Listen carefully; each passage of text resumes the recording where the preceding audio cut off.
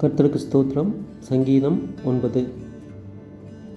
கர்த்தாவே, என் முழு இருதயத்தோடும் உம்மை துதிப்பேன். உம்முடைய அதிசயங்களையெல்லாம் விவரிப்பேன். உம்மில் மகிழ்ந்து களி கூறுவேன். உன்னதமானவரே, உமது நாமத்தை கீர்த்தனம் பண்ணுவேன். என் சத்துருக்கள் பின்னாக திரும்பும்போது உமது சமூகத்தில் அவர்கள் இடருண்டு அழிந்து போவார்கள். நீர் என் நியாயத்தையும் என் வழக்கையும் தீர்த்து நீதியுள்ள நியாயாதிபதியாய் சிங்காசனத்தின் மேல் வீற்றிருக்கிறீர்.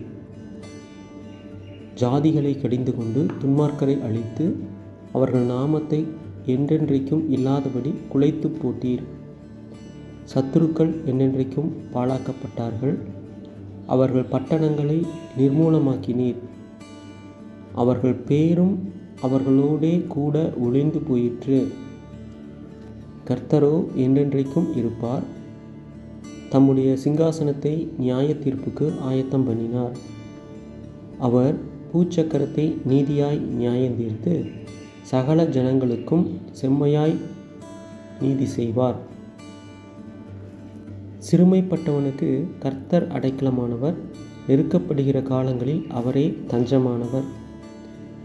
கர்த்தாவே, உம்மை தேடுகிறவர்களை நீர் கைவிடுகிறதில்லை.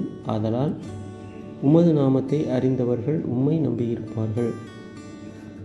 சீயோனில் வாசமாயிருக்கிற கர்த்தரை கீர்த்தனம் பண்ணி அவர் செய்கைகளை ஜனங்களுக்குள்ளே அறிவியுங்கள். இரத்தப்பழிகளை குறித்து அவர் விசாரணை செய்யும்போது அவைகளை நினைக்கிறார். சிறுமைப்பட்டவர்களுடைய கூப்பிடுதலை மறவார். மரண வாசல்களிலிருந்து என்னை தூக்கிவிடுகிற கர்த்தாவே, நான் உம்முடைய துதிகளையெல்லாம் சீயோன் குமாரத்தியின் வாசல்களில் விவரித்து உம்முடைய இரட்சிப்பினால் களி கூறும்படிக்கு தேவரீர் எனக்கு இறங்கி என்னை பகைக்கிறவர்களால் எனக்கு வரும் துன்பத்தை நோக்கி பாரும். ஜாதிகள் தாங்கள் வெட்டின குழியில் தாங்களே விழுந்தார்கள். அவர்கள் மறைவாய் வைத்த வலையில் அவர்களுடைய காலே அகப்பட்டு கொண்டது. கர்த்தர் தாம் செய்த நியாயத்தினால் அறியப்படுகிறார். துன்மார்க்கன் தன் கைகளின் செய்கையிலே சிக்கிக்கொண்டான். துன்மார்க்கரும் தேவனை மறைக்கிற எல்லா ஜாதிகளும் நரகத்திலே தள்ளப்படுவார்கள். எளியவன் என்றைக்கும் மறக்கப்படுவதில்லை. சிறுமைப்பட்டவர்களுடைய நம்பிக்கை ஒருபோதும் கெட்டுப்போவதில்லை.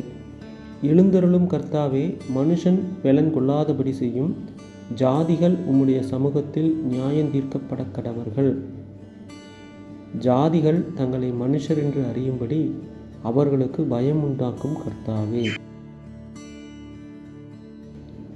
ஆமென்.